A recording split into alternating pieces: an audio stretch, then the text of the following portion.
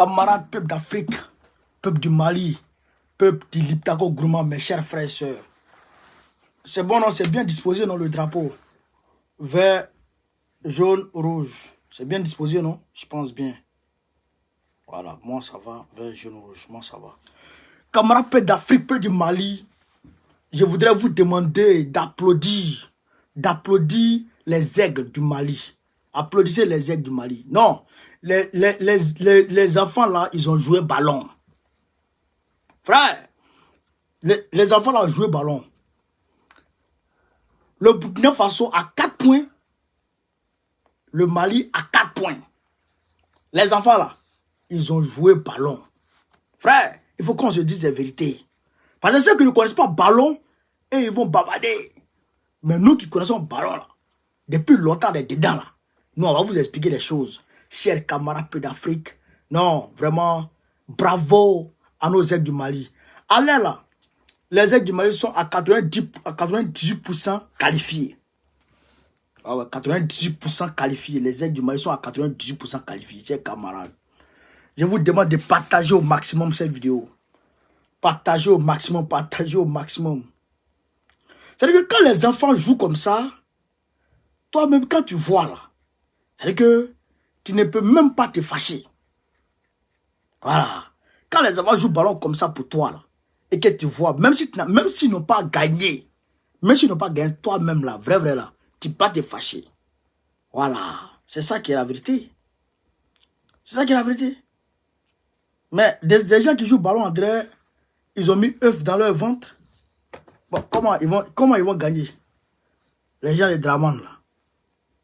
Ils jouent ballon, André, il y a œuf dans leur ventre. Ils coupent trop, le œuf là va se casser. Et puis ils vont commencer à avoir diarrhée. Quand c'est comme ça, là, c'est grave. Chers camarades peu d'Afrique, qu'est-ce qui se passe aujourd'hui? Qu'est-ce qui se passe aujourd'hui, là? Je ne comprends pas ce soir. Où sont mes abonnés ce soir? Je ne vous vois pas. Je ne vous vois pas. Bon, on va rentrer dans le vif du sujet très rapidement. Donc, le Mali a arraché... Bon, la Tunisie a arraché le match nul au Mali. Mais il faut reconnaître que la Tunisie est comme une bête noire pour le Mali. Tunisie que vous voyez là. Tunisie c'est comme une bête noire pour le Mali. Tunisie gagne Mali beaucoup. Ça, dans le football, il y a beaucoup de gens qui ne maîtrisent pas ce domaine-là. Il y a des équipes là. C'est-à-dire que c'est comme la Côte d'Ivoire et puis le Mali. La Côte d'Ivoire est faible. Comment? Le Mali ne gagne pas la Côte d'Ivoire. Depuis l'histoire du football, c'est-à-dire que c'est comme des logiques qui se respectent toujours. Vous comprenez ça? La bête noire du Mali, c'est la Côte d'Ivoire, c'est la Tunisie. La Tunisie, là, gagne beaucoup de fois le Mali. Si vous partez dans les statistiques, vous allez voir que la Tunisie a plus de victoires sur le Mali dans leur rencontre. Même en match amical. Vous comprenez ça? Mais aujourd'hui, c'est un exploit. C'est un exploit que le Mali a réalisé en menant la Tunisie et en tenant même la Tunisie en échec. Vous comprenez ça? Vous comprenez ça? En tenant la Tunisie en échec. C'est vrai qu'on peut gagner. Mais il faut dire aussi, la Tunisie, là, c'est un gros morceau. Et c'est notre bête noire. Vous comprenez? Et c'est notre bête noire. Donc, de ce point de vue-là,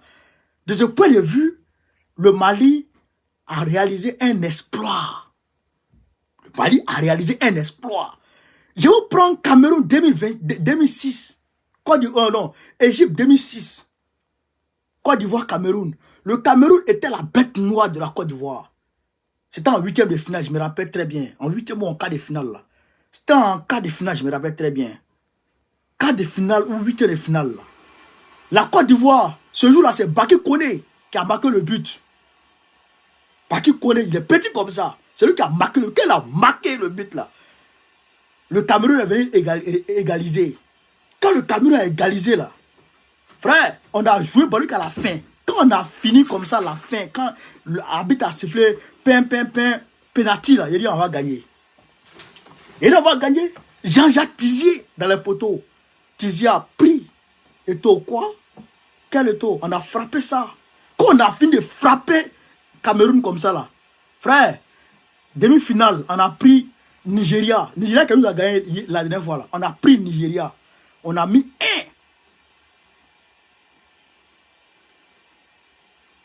Vous comprenez? Vous comprenez? On a mis 1. Quand on a pris Nigeria, on a frappé Nigeria. On a frappé Nigeria. Quand on a frappé Nigeria comme ça, là, frère, non, on est parti en finale. On allait croiser l'Égypte. Et puis, les Égyptiens nous ont gagné. Tir au but. Parce que eux, là, ils ont sorti leur Coran. Ils ont sorti tous les nyama. Frère, pour venir, ils ont tué les bœufs dans la ville, là. Ils ont tué, ils ont sacrifié les chameaux. Sacrifié les moutons partout. Et ils nous ont gagné ce jour. Mais c'est parce qu'on a vaincu notre bête noire qu'on a pu gagner. Qu'on est allé en finale. Donc aujourd'hui, le fait que le Mali ait frappé la Tunisie, ah, c'est très bien ça. Ça, c'est une bonne victoire. Donc, cela veut dire que le Mali a de fortes chances d'aller loin dans cette CAN. Voilà. Voilà. Donc, à l'heure où je vous parle, le Mali a 4 points. 4 points plus 2. 4 points plus 2. Voilà. Ils ont marqué 2 buts contre l'Afrique du Sud la dernière fois. On a frappé l'Afrique du Sud, donc le Mali a 4 points plus 2. Le Burkina Faso aussi a 4 points plus 1. Donc, le Mali est toujours premier. Mais aujourd'hui, dans le cas du Burkina Faso, vous savez ce qui s'est passé? Vous savez ce qui s'est passé? L'Angola a gagné la Mauritanie. L'Angola a frappé la Mauritanie. Donc ça aussi, 3-1. Donc ce qui veut dire que la poule devient serrée, mais le Burkina Faso s'en sort toujours parce que l'Angola a 3 points. L'Angola a 3 points, la Mauritanie a 0 points. Donc à l'heure actuelle là, l'Algérie aussi a 2 points. Donc à l'heure actuelle, la poule est serrée. Mais le Burkina Faso, match nul à Burkina Faso. Il y a 2 options. Si on ne gagne pas, on fait nul et puis c'est fini. Il y a 2 options. Si on ne gagne pas, on fait nul au niveau du Burkina Faso. Maintenant, au niveau du Mali, chers camarades d'Afrique, demain, Namibie va jouer contre Afrique du Sud. Afrique du Sud a 0 points, Namibie a 3 points. Afrique du Sud a 0 points, Namibie a 3 points. Donc, il est fort probable. La Tunisie aussi a 1 point. Tunisie a 1 point. Vous comprenez? Mali a 4 points, Mali est premier. Demain, Namibie va jouer. Namibie aussi a 3 points. Si Namibie a frappé Afrique du Sud, Namibie aura 6 points et Namibie passe premier. Vous comprenez? À ce moment, Namibie se qualifie directement. Mais je suis sûr que Namibie a fait, et puis Afrique du Sud là, je sais qu'il y a match nul là-bas. Vous allez venir me dire, vous dites ça demain. Je sais qu'il y a match nul au niveau de Namibie et puis Afrique du Sud. Bon, tout ça, nous, on ne calcule pas ça. Mais ce qui est sûr, c'est que le 3e match du Mali, c'est contre la Namibie. La Namibie, c'est une grosse équipe. Ça, il ne faut pas qu'on se le cache. Mais, il n'y a pas d'histoire de bête noire entre Namibie et puis le Mali. Il n'y a pas une histoire de bête noire entre les 2 équipes. Les 2 équipes ne se connaissent pas. En réalité. Les 2 équipes ne se connaissent pas. Comme Tunisie et Mali se connaissent là. Les 2 équipes ne se connaissent pas. Donc le Mali, le jeu que le Mali a déployé face à la Tunisie aujourd'hui, si le Mali a déployé ça face à la Namibie, le Mali peut facilement gagner 1-0 ou un match nul. Le Mali peut facilement se qualifier. Parce que les gens pensent que c'est une compétition. C'est une compétition, ce n'est pas un marathon. C'est une compétition. Mami Keita, soit salué. Merci beaucoup, Blestol. C'est une compétition, ce n'est pas, comment on appelle ça, un marathon. C'est pour te qualifier. Comment tu peux faire pour te qualifier? 4 points là, ça fait qualifier l'homme. Donc le Mali doit jouer relax face à la Namibie. Douma, soit salué. Le Mali doit jouer relax face à la Namibie. Et que le Mali doit jouer, chers camarades, défensive. Oui, le Mali doit jouer défensive. Le Mali doit jouer sans pression. Si le Mali se met la pression, c'est pas bon. Les petits Namibiens sont trop nerveux. Les petits, ils manquent d'expérience. Les petits Namibiens, là, j'ai regardé leur match. Ils sont forts, mais ils manquent d'expérience. C'est que le Mali peut les prendre très rapidement par contre-attaque. Le Mali met un, puis le Mali se tranquillise. Vous comprenez? Donc, forcément, il est sûr à 98% que le Mali est qualifié. 98%. Voilà. Et puis si Namibie tape Afrique du Sud est fini. Voilà, Afrique du Sud est fini. Maintenant, Afrique du Sud est fini, mais Afrique du Sud, son troisième match va se jouer contre la Tunisie. Et je sais que la Tunisie ne peut pas gagner Afrique du Sud. Tunisie que j'ai vu, elle ne peut pas gagner Afrique du Sud. Afrique du Sud va frapper Tunisie. Donc, il est fort probable que Namibie et puis le Mali sortent de leur poule. Afrique du Sud et puis Tunisie vont tomber. Comme au niveau de la Côte d'Ivoire. Côte d'Ivoire, Guinée-Bissau. C'est-à-dire que Draman Ouattara et puis Ambalo, ils vont tomber. Ouais. Draman Ouattara et puis Ambalo vont tomber. Maintenant, Théodoro Obiang, Guinée équatoriale, et puis Nigeria, ils vont passer. Ouais, voilà des calculs. Parce que Guinée-Bissau, Guinée équatoriale que vous avez vu là, si Guinée-Bissau a attrapé la Côte d'Ivoire, déjà. Si Guinée-Bissau a attrapé la Côte d'Ivoire, c'est pas bon. Guinée-Bissau va frapper la Côte d'Ivoire. Ça, c'est sûr. Donc, voilà un peu, en grosso modo, l'état actuel des matchs. Celui qui va vous dire le Mali est éliminé, c'est faux. Vous voyez les Ivoiriens, non? Vous voyez les Ivoiriens, Waworo, là. Je dis pas, je dis les Ivoiriens. Vous voyez les pro-Draman, non? Les pro-Draman Kodjougou, là. Qui n'aiment pas le Mali, là. Est-ce que vous les voyez parler? Est-ce que vous les voyez parler? Le Mali est en bonne position. Le Mali est en bonne position. Le Mali a 4 points plus 2. Plus, je dirais 3, parce qu'ils ont marqué 3 buts. Ils ont mis 3 buts, c'est comme ça, c'est compte maintenant. Le Mali a mis 3 buts. Donc, ils ont 4 points plus 3 buts. Donc, le Mali est largement parti. Le Mali s'est qualifié à coup sûr.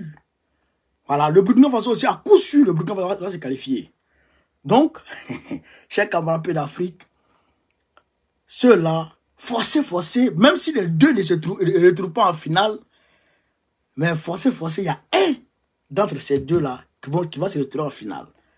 Et quand il est en finale, comme ça, il prend la coupe. Quand il est en finale, quand il prend la coupe. Quand il voit là, c'est lundi où je suis là, il est assis, il regarde. Et puis, il n'y a pas fait de dire non, on va attendre le score de Nigeria, Guinée-Bissau. Tout se joue en même temps. Où tu es en train de jouer là, ils sont en train de jouer aussi. Il n'y a pas de téléphone dedans. Il n'y a pas de téléphone pour dire non, Ambalo. Alors, il sait que Draman est en train d'appeler Ambalo. Il appelle Ambalo. Ambalo, il faut tout faire pour gagner le Nigeria. Ambalo, il faut tout faire pour gagner le Nigeria. Même si Ambalo gagne le Nigeria a 4 points. Tu penses que Guinée-Bissau va te laisser? Guinée-Bissau va pas te laisser. Guinée-Bissau va te botter. Guinée-Bissau va te botter. Ouais. Mais, Ambalo va quitter où pour gagner Tinubu? Ambalo va quitter où pour gagner Tinubu? Ça, frère, je peux même la main au feu. Même si le football a ses réalités, même si en football il n'y a pas de logique, mais Joe, c'est pas équipe Ouara d'Ambalo que moi j'ai vu là qui peut gagner quelqu'un.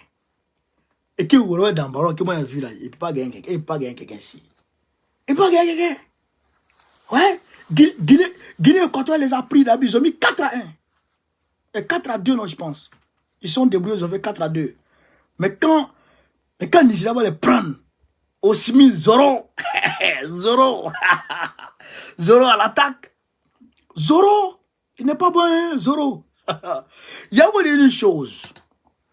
Il y a des choses, c'est-à-dire qu'il y a des logiques, il y a des normes qui se respectent toujours dans le football. Il y a des normes. Vous allez voir, comment on appelle ça? Milan AC, et puis Inter de Milan. Milan AC et puis Inter de Milan. C'est-à-dire qu'il faut aller prendre tous les bons joueurs du monde. Viens les mettre dans Milan AC. Et puis Inter là, tu prends les joueurs de Issa Ouazi, et puis tu vas les mettre dans Inter. Quand ils vont dire Inter de Milan contre Milan AC, c'est derby. C'est derby. Même si Milan va gagner, mais difficilement. Le football est comme ça. Quand on dit Real Barça, même si Barcelone est comment, ou bien Real, bon, c'est autant de Ronaldinho que le derby est devenu derby, sinon Atlético de Madrid et Real de Madrid, voilà le derby. Atlético de Madrid et Real de Madrid, voilà le derby. Quand ça fait beau, non. Même les galaxies, autant de galaxies, les Zidane là, les Crespo, les Zidane, les Raoul, les, comment ils s'appellent, les Beckham, les Ronaldo, les Carlos, à leur temps là, hein, quand Atlético de Madrid les attrape, et même se cherchent. Je te dis. Donc aujourd'hui là, hein, aujourd'hui, je vais vous dire une chose, la Côte d'Ivoire n'a jamais organisé une compétition de football et puis sorti de match de poule. Côte d'Ivoire n'a jamais organisé puis sorti de match de poule. Oui, oui. C'est ça. Quand la Côte d'Ivoire organise Cannes, la Côte d'Ivoire sort en match de poule. La Côte d'Ivoire organise Chan, la Côte d'Ivoire sort en match de poule. Même basket, la Côte d'Ivoire sort en match de poule. Atédia. Donc, donc ça c'est les normes qui se respectent. Donc, Draman, il me sait que ça va à la maison. Mais quand vous allez sortir, et vous regardez d'abord. C'est-à-dire que attachement, vous n'avez jamais vu de vos vies. Mais vous allez rêver de moi. Vous allez faire cauchemar de bon collègue. C'est-à-dire que Draman, il veut me voir en cauchemar. Quand vous allez sortir de match de poule, vous allez me voir en cauchemar. Chers camarades d'Afrique, voilà un peu ce que je voulais vous dire ce soir. Maintenant, on va rentrer dans l'actualité géopolitique internationale. Voilà. Au niveau de Gaza, au niveau de Gaza, au niveau de Gaza, entre Israël et puis la Palestine, ça va pas. C'est chaud. Israël est parti bombarder Hamas. Comment on appelle Damas. Israël est allé bombarder Damas, la capitale de la Syrie. Israël a bombardé un bâtiment là-bas aujourd'hui. Hier ou aujourd'hui là, il y a eu 5 Iraniens qui sont morts. 5 Iraniens qui sont tombés là-bas. Donc l'Iran promet des représailles. Donc, Papi Joe Biden demande à Netanyahou de travailler à la solution à 2 États pour que Israël et Palestine puissent vivre ensemble. Donc voilà un peu à ce niveau-là ce que je peux dire. Maintenant, on m'a appris aujourd'hui qu'il y a un capitaine qui a émis des observations vis-à-vis de Draman Ouattara et Téné Brema dans la gestion de, comment on appelle ça, de leur pouvoir. Voilà.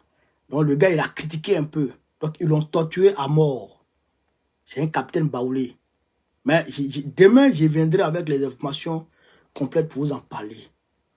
Voilà. Donc, chers camarades d'Afrique, je pense que on a fait le tour. Et puis, Assimi Goïta a fait des révélations. Il paraît que Macron l'avait appelé quand il était en train de... Quand ils ont chicoté Banda pour le mettre de côté là. Macron l'a appelé pour lui demander de mettre des ministres que Macron, lui, il allait proposer à Assimi Goïta.